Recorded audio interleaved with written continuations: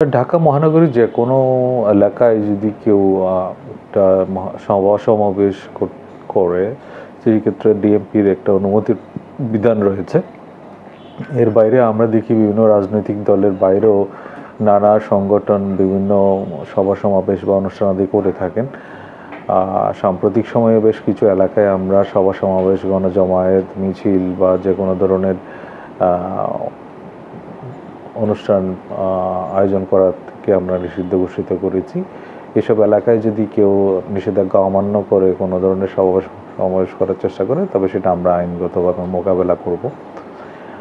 এর বাইরে যেন যে কোনো জনভোগান্তি না হয়, সেই জন্য রাজনৈতিক দলগুলোর সাথে বেশ কিছুদিন আগে আমাদের একটা মতবিনিময় সভা অনুষ্ঠিত হয়েছিল। সেখানে আমরা তাদেরকে বেশ কিছু সুপারিশ তুলে ধরেছিলাম এবং তাদের কাছ থেকেও বেশ কিছু মূল্যবান মতামত আমরা পেয়েছি।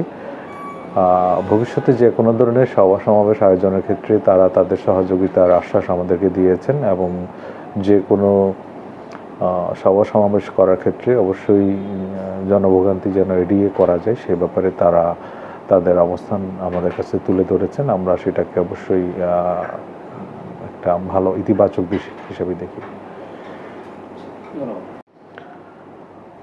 ট্রাফিক ব্যবস্থাপনার ক্ষেত্রে আইন প্রয়োগ করতে গিয়ে অনেক সময় পুলিশ সদস্যরা হেনস্থার শিকার হচ্ছেন। এটা একেবারে নতুন কিছু নয়। আমরা দেখেছি অনেকের মধ্যে ট্রাফিক আইন ভায়োলেট করে সড়কে উল্টো পথে চলাচলের একটা প্রবণতা। সেই ক্ষেত্রে আমরা যখন বাধা দিতে যাই, তখন ওই লোকের সাথে আমাদের একটা